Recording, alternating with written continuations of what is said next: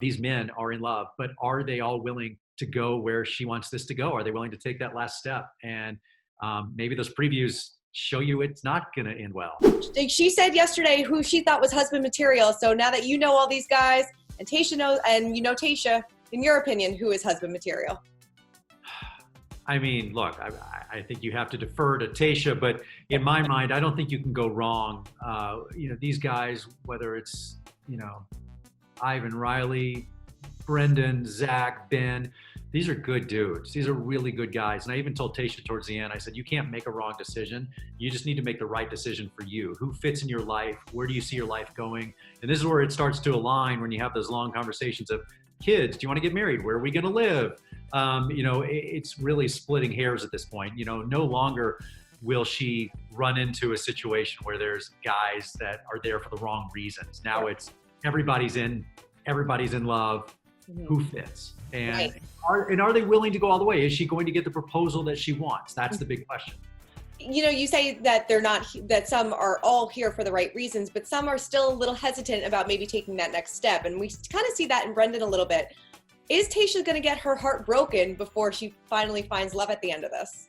She is falling in love. These men are in love, but are they all willing to go where she wants this to go? Are they willing to take that last step? And maybe those previews show you it's not going to end well.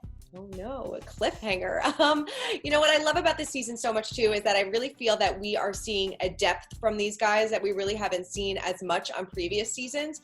Were you surprised that these guys got so vulnerable and were so open and honest? And do you think maybe quarantine had anything to do with this? And, maybe their age had something to do with it as well, because, they're ready to take that next step and kind of ready to lay it all out there on the line.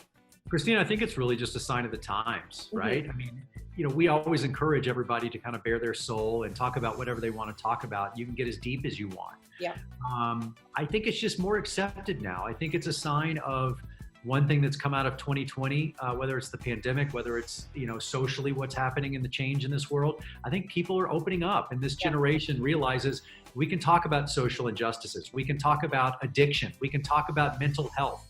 It's not taboo anymore. And it's really good to see, as not just a producer or a host, but as a man. I'm glad to see that these are the conversations these people are having, and I'm glad we have embraced that. But I think it's just a microcosm of what we're seeing in the world today, and I think it's great. Would you say that hometowns, meeting families, obviously this is where it gets real. I was just talking to Madison a little while ago from Peter's season, and she said that, these are the most difficult weeks. Like, you go through an emotional ringer, and I mean, are we going to see that? Are these the most emotional weeks? Well, a little behind the scenes nugget here. I always talk to every bachelor and bachelorette, and when we get to hometowns, I always say, believe it or not, this is really the halfway mark, because the season starts now. Yeah. And it's not that everything before that wasn't meaningful, but those last few weeks are like years in what's about to happen with families, with overnights, with meeting the other person's family, with the ring by and the proposals. And I mean, what's about to happen in these next few weeks is massive, and it is life-changing.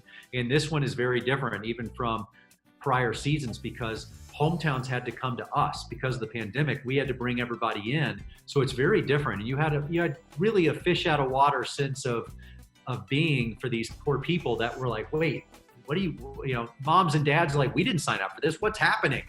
So it was a very different intimacy that you got as well. I think you'll feel that when you watch the show.